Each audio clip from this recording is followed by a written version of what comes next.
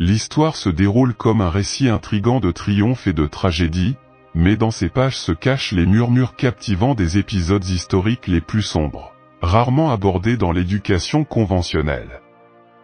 Cette vidéo révèle les faits historiques les plus terribles qui ont été passés sous silence. Des événements sinistres aux conspirations cachées, remettant en question notre compréhension de l'humanité et soulignant comment l'omission de ces histoires affecte notre perception du monde. Numéro 1. En 1518, dans la ville pittoresque de Strasbourg, un phénomène particulier connu sous le nom de « peste dansante » est apparu. Une femme, appelée Sonora Tropa, a quitté sa maison et a commencé à danser dans la rue. Ce qui a commencé comme une performance solo s'est transformé en un spectacle étrange, avec de plus en plus de gens se joignant à la fièvre contagieuse de la danse. Les autorités, déconcertées et inquiètes, ont tenté diverses solutions non conventionnelles, comme le logement des personnes touchées dans un bâtiment avec musique live. Mais les danses ont persisté. Finalement, ils décidèrent de faire sortir les danseurs de la ville. Une mesure drastique qui stoppa miraculeusement la propagation de cette étrange maladie. Ce phénomène n'est pas unique puisque des épidémies similaires ont été documentées au XIVe siècle en France, au XVe siècle en Belgique et au XIXe siècle à Madagascar. Bien que plusieurs théories aient été proposées, la cause exacte de cette danse mystérieuse, qui pourrait être liée à une intoxication alimentaire due à un champignon appelé ergot, reste une énigme pour les scientifiques. Numéro 2. Cléopâtre II, le dernier souverain de l'Égypte ancienne, est souvent décrite comme une reine égyptienne captivante, mais sa lignée a des racines grecques macédoniennes, la reliant à Ptolémée, un général dans les rangs d'Alexandre le Grand. Bien que son ascendance ne soit pas égyptienne, Cléopâtre se distingue par son adhésion à la culture égyptienne, allant même jusqu'à l'apprentissage de la langue. Sa capacité à fusionner son héritage grec avec les traditions égyptiennes ajoute de la complexité à sa figure historique, soulignant la façon dont il a traversé les frontières culturelles. Cléopâtre devient ainsi un exemple fascinant d'identité culturelle aux multiples facettes dans l'histoire, laissant une marque indélébile sur le panorama historique. Numéro 3. Il existe une idée fausse très répandue sur la taille de Napoléon Bonaparte, le célèbre empereur français. Beaucoup pensaient qu'il était petit, environ 5 pieds 2 pouces, mais cette idée repose sur un malentendu. La confusion est née du fait que la mesure était initialement enregistrée en pieds français, qui se sont révélés plus longs que les pieds anglais une fois convertis dans le système anglais. La taille réelle de Napoléon était d'environ 5 pieds 7 pouces, soit au-dessus de la taille moyenne des hommes en France à son époque. Cette interprétation erronée a été encore compliquée par les caricatures britanniques qui exagéraient sa petite taille, perpétuant ainsi l'idée fausse. Cette idée fausse très répandue sur la taille de Napoléon met en évidence la manière dont les préjugés et les erreurs peuvent s'enraciner dans nos récits historiques.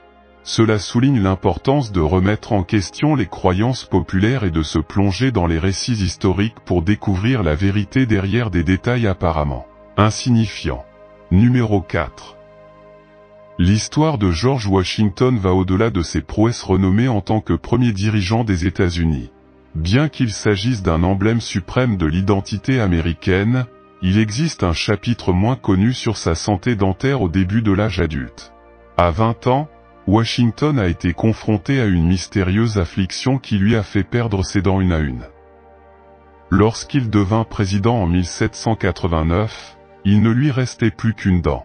Conscient de l'importance de son apparence, Washington a consulté le docteur John Greenwood, un pionnier de la dentisterie.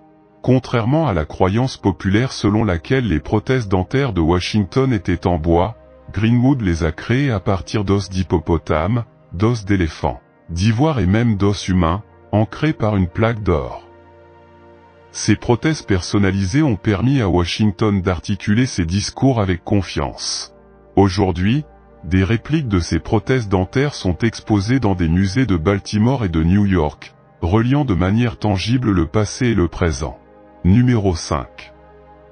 La Statue de la Liberté, symbole emblématique de la liberté dans le port, est communément associée à l'immigration en raison de son emplacement près d'Ellis Island, historique pour les immigrants. Cependant, ses origines racontent une autre histoire. Initialement conçu pour incarner l'esprit des Lumières, il porte un flambeau symbolisant l'illumination du savoir et une tablette marquant la date de l'indépendance américaine. Ce cadeau de la France commémore le centenaire de l'indépendance et renforce l'amitié entre les deux nations. Le lien entre liberté et immigration s'est approfondi lorsqu'Emma Lazarus a écrit « Le nouveau colosse », un poème trouvé sur le piédestal de la statue. La liberté est devenue la mère protectrice des exilés, élargissant le récit au-delà du symbolisme. Cette exploration de l'histoire de la statue nous rappelle que notre perception historique peut être façonnée par des idées fausses et nous pousse à aborder les récits historiques avec un œil perspicace qui reconnaît leurs couches complexes. Numéro 6. Les Romains ont accompli quelque chose de remarquable à leur époque avec leur système complexe d'aqueducs et de plomberie. Bien qu'il ne s'agisse pas d'une invention originale, elle a été perfectionnée et est devenue une prouesse technique exceptionnelle.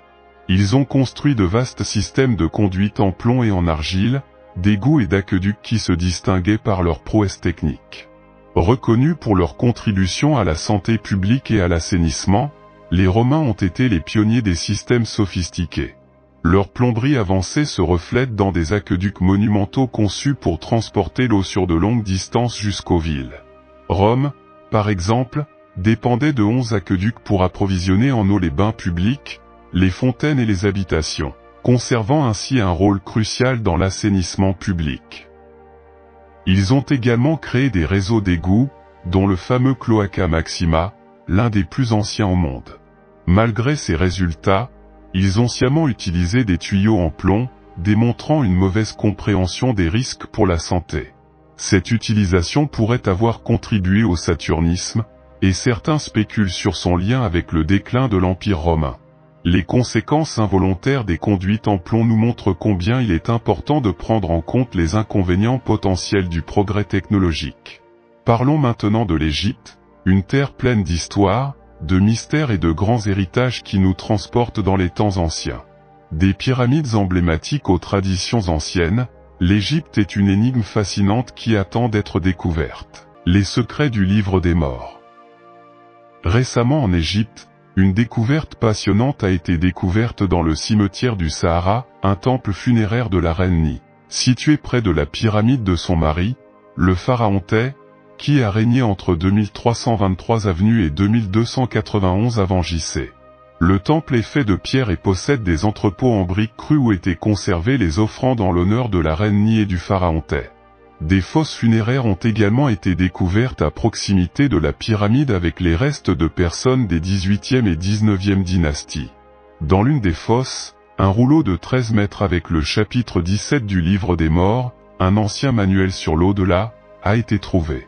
De plus, des masques funéraires, un sanctuaire dédié à Anubis et des statues de ce dieu ont été découverts. Des jeux anciens ont également été retrouvés, probablement destinés aux défunts dans l'au-delà. Les chercheurs étudient le chapitre 17 nouvellement découvert pour voir s'il suit le même format de questions et réponses que les autres copies du livre des morts. Détail de la construction de la Grande Pyramide. En 2013, des archéologues français et égyptiens ont fait une découverte importante dans une grotte de Wadi El Jarf, un ancien port de la mer Rouge. Ils ont trouvé des centaines de fragments de papyrus inscrits, qui se sont avérés être les plus anciens trouvés en Égypte. Pierre Tallet et Grégory Marouard, égyptologues, ont publié leur découverte en 2014.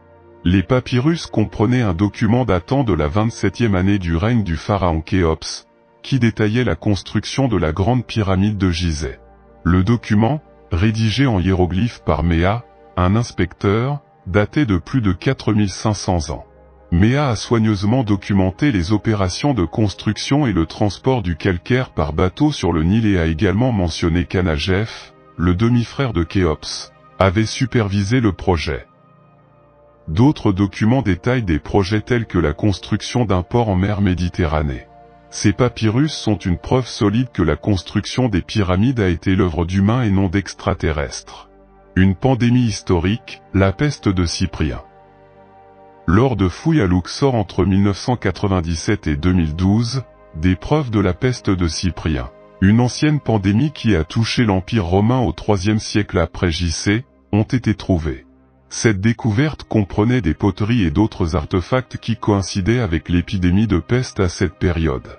La pandémie, du nom de l'évêque Saint Cyprien, a été documentée dans les documents historiques et a causé un grand nombre de décès à Rome entre 250 et 266 après JC. Cette découverte a non seulement mis en lumière l'histoire, mais a également stimulé la recherche sur les maladies infectieuses, telles que les fièvres hémorragiques comme Ebola, contribuant ainsi au progrès médical. Ces découvertes, ainsi que les textes égyptiens anciens, ont eu un impact profond sur l'éducation et la science tout au long de l'histoire, démontrant comment la connaissance des civilisations passées continue d'influencer notre monde d'aujourd'hui. Portraits anciens de momies. Dans un cimetière de la ville historique de Philadelphie, en Égypte, des archéologues ont mis au jour d'anciennes momies. Philadelphie est née à l'époque ptolémaïque, lorsque l'Égypte était sous le règne de la dynastie des pharaons descendants de l'un des généraux d'Alexandre le Grand. Malgré les changements de pouvoir, la ville continue de prospérer. Des fouilles récentes au cimetière de Philadelphie ont révélé 2 portraits de momies complètement intacts, ainsi que d'autres partiellement complets et incomplets. Ces portraits étaient coûteux et réalistes, ce qui indique que les personnes enterrées ici appartenaient probablement à la haute bourgeoisie ou à l'élite de l'époque. Ils ont été créés par des artistes d'Alexandrie. Cette découverte met en évidence les similitudes et les expériences partagées au fil du temps, nous reliant à nos anciens ancêtres. L'une des découvertes les plus remarquables est une boîte ancienne vieille de plus de 3500 ans. Un jour, un groupe de scientifiques explorait cette zone à la recherche d'objets archéologiques qui leur permettraient de découvrir quelque chose de surprenant et d'unique. Au début, ils pensaient qu'il s'agissait d'un gros rocher, mais après l'avoir nettoyé, il s'est avéré qu'il s'agissait d'une ancienne boîte archéologique contenant divers objets et artefacts. Comme vous pouvez le constater, à l'intérieur de la boîte se trouvaient des antiquités et de vieux outils ménagers.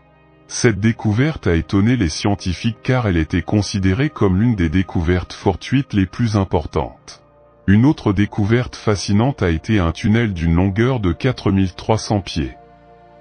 De nombreux scientifiques pensent que ce tunnel pourrait mener au tombeau perdu de la reine Cléopâtre.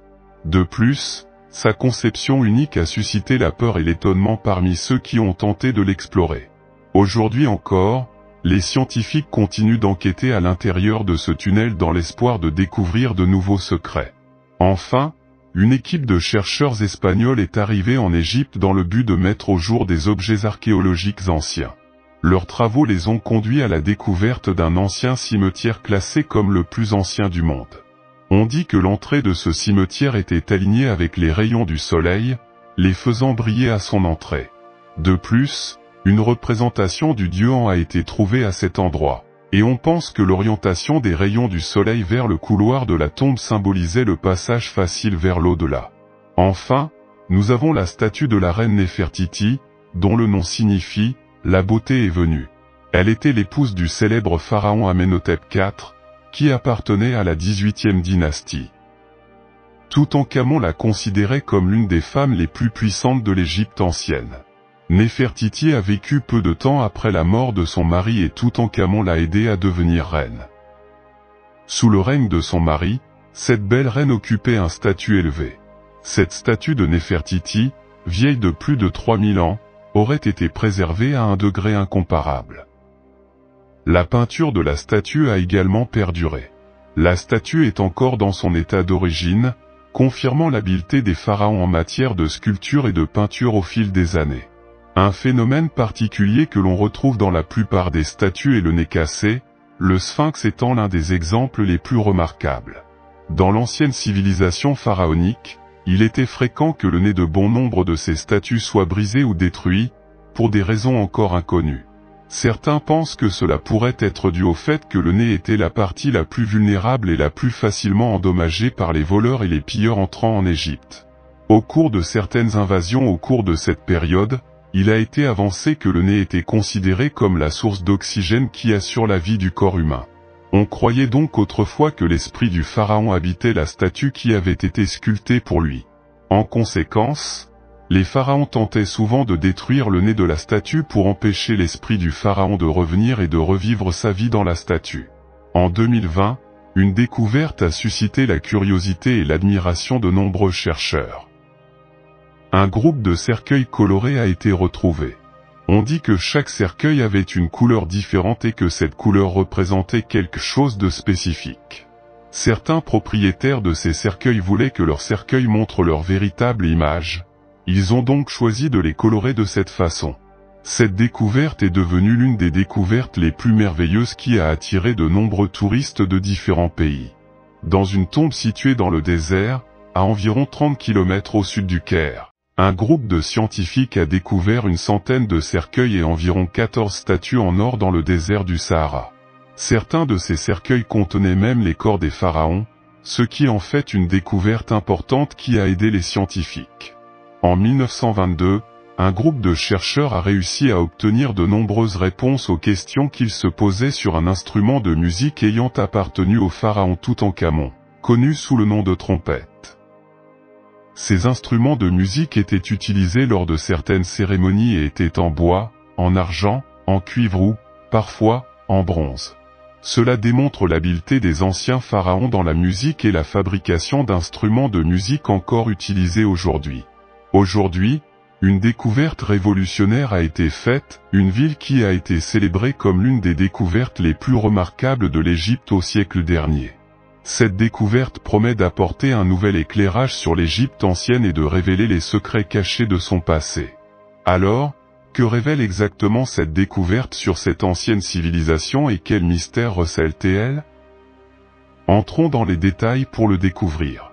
Graham Hancock, figure de proue dans le domaine de l'archéologie et de l'histoire, a apporté d'importantes contributions à notre compréhension des civilisations anciennes. Il a avancé un argument convaincant selon lequel une civilisation perdue a prospéré il y a environ 12 500 ans, pendant une période de changements climatiques mondiaux dramatiques après la période glaciaire. Ce changement climatique a eu de profonds effets sur la vie à travers la planète, et les survivants de cette époque tumultueuse se sont répandus à travers le monde, jetant les bases des générations humaines suivantes. Les théories de Hancock sur ces civilisations oubliées ont retenu l'attention, à tel point qu'elles ont été présentées dans une série Netflix animée par l'archéologue lui-même. Cette série en 8 épisodes emmène les téléspectateurs dans un voyage extraordinaire dans divers endroits exotiques du monde, notamment en Égypte, au Pérou et en Indonésie. Chemin faisant, Graham Hancock révèle les vestiges d'anciennes civilisations, depuis les villes enfouies dans le désert égyptien jusqu'au fascinant site de Göbekli Tepe en Turquie. Cette série établit un lien profond entre le passé et le présent, mettant en lumière les mystères persistants de l'histoire de notre monde.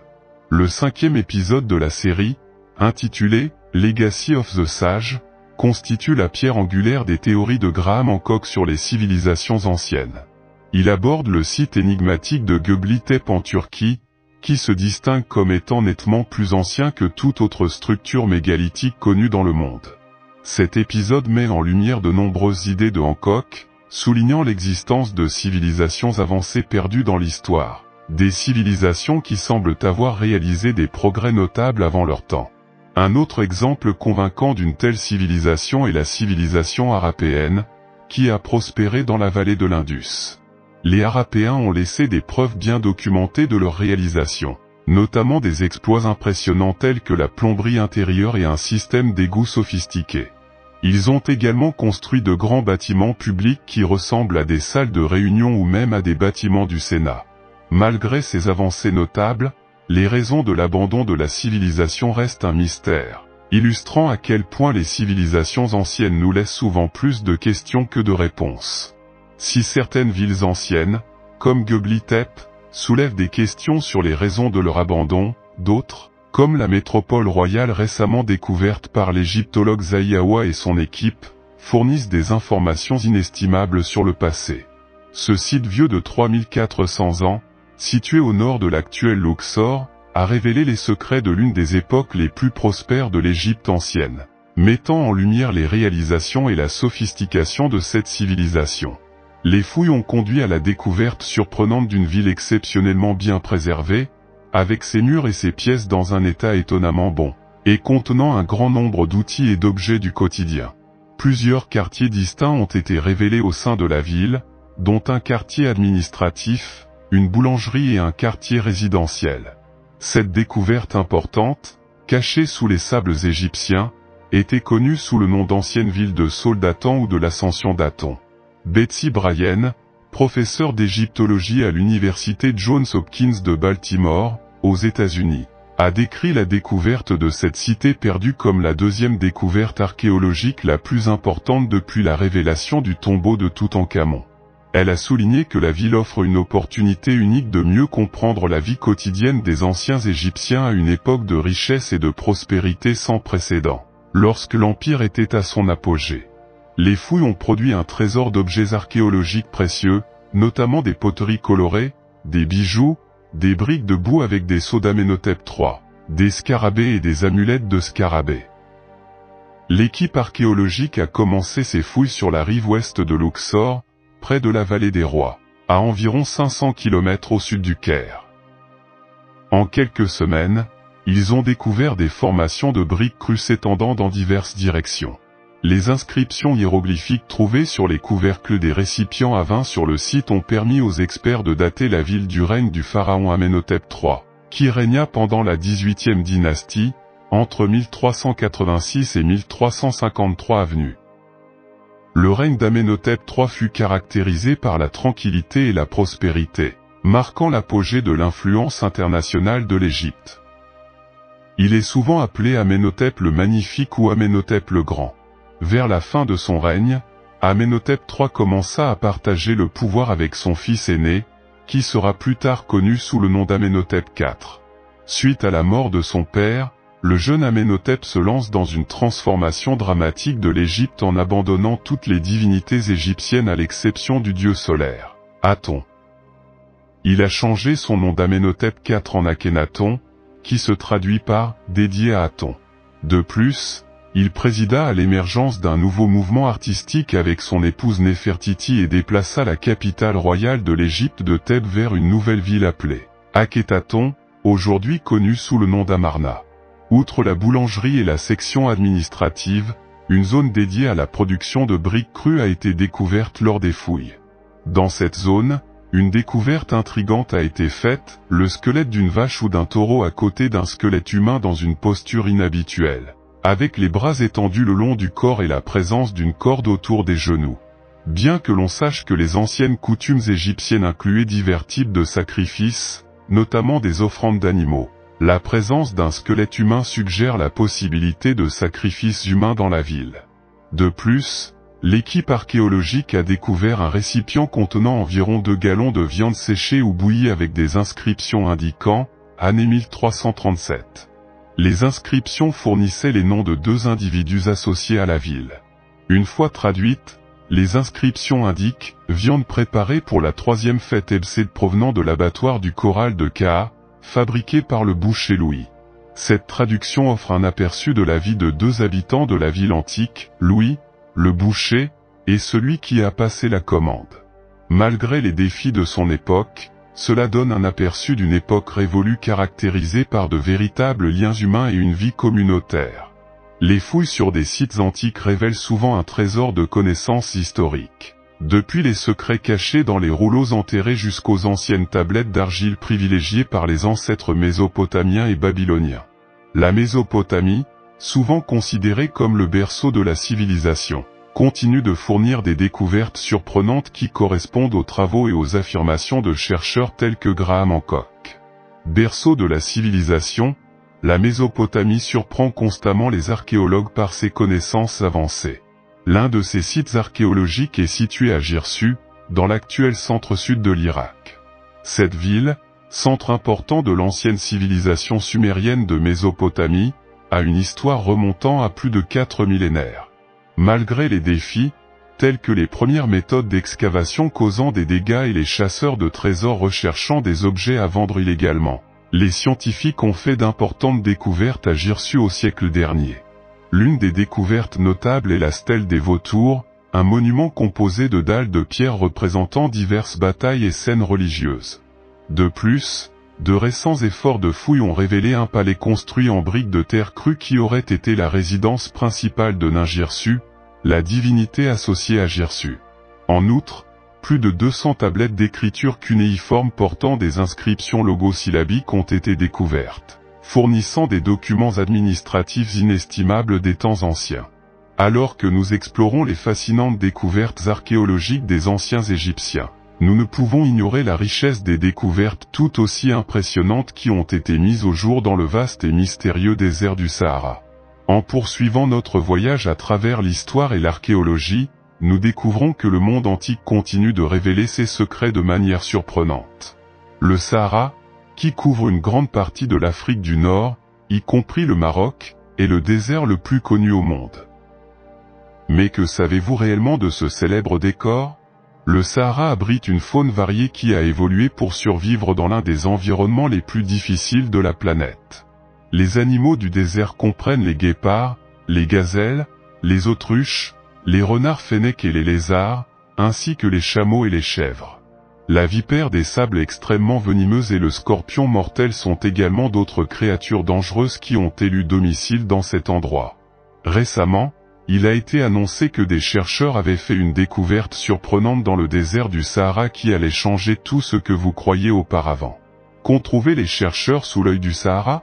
Le Sahara, le plus grand désert chaud de la planète et le troisième en termes de superficie, s'étend sur environ 3,6 millions de kilomètres carrés, occupant près d'un tiers du continent africain. Entouré par l'océan Atlantique, la mer Rouge, la mer Méditerranée et la savane sahélienne, le Sahara s'étend sur 10 pays et sur le Sahara occidental. Le désert est connu pour ses champs de dunes de sable, mais il abrite également d'autres terrains et une diversité de vie. La région a révélé des artefacts anciens qui témoignent d'une histoire plus prospère dans le passé. L'exploration archéologique au Sahara a révélé d'importantes découvertes, telles que les ruines de la citadelle Garamante en Libye, construite par l'ancien peuple Garamante qui comptait sur des tunnels souterrains pour son eau. Bien que le Sahara ait été le théâtre de mystères et de disparitions au fil des siècles, les avancées technologiques actuelles nous ont permis de révéler davantage d'informations sur son passé. Le Sahara a également été touché au fil du temps par des impacts de météorites, laissant des cratères et générant des feuilles de verre vert. Le cratère Camille en Égypte et les météorites dispersées dans le désert sont des exemples de ces collisions cosmiques.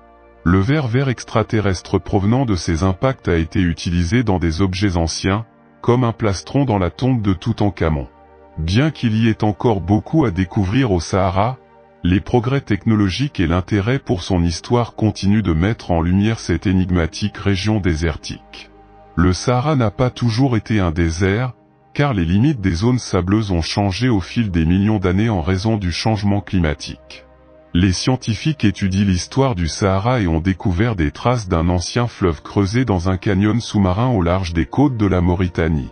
Cela indique que le plus grand bassin hydrographique du monde trouve son origine dans le Sahara. Les sédiments fluviaux et les vestiges de ce fleuve confortent la théorie selon laquelle le Sahara avait autrefois une présence aquatique. Une étude récente révèle que le Sahara abritait autrefois d'énormes animaux marins, dont certains étaient des monstres aquatiques géants et terrifiants. Cette découverte, étayée par des preuves, montre que la voie maritime transsaharienne, une étendue d'eau préhistorique, a inondé des zones d'Afrique de l'Ouest il y a entre 100 et 50 millions d'années.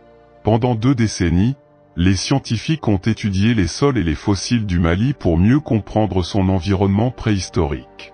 Ils ont découvert qu'une ancienne étendue d'eau chaude et peu profonde abritait des serpents de mer de 12 mètres et des poissons-chats de 1,5 mètre, le plus gros poisson-chat mesurant 160 cm. À cette époque, il y avait de nombreux grands prédateurs, tels que des crocodiles et des serpents géants, dans cette écologie préhistorique. Cette ancienne étendue d'eau, connue sous le nom de mer intérieure saharienne, reliait les régions qui constituent aujourd'hui l'Algérie et le Nigeria. L'isolement de ce plan d'eau aurait pu réduire la présence de prédateurs et assurer des ressources constantes, permettant à l'espèce de se propager de manière incontrôlable. Cet environnement isolé peut avoir favorisé la sélection pour le gigantisme chez les espèces aquatiques, similaire à ce qui a été observé sur les îles terrestres.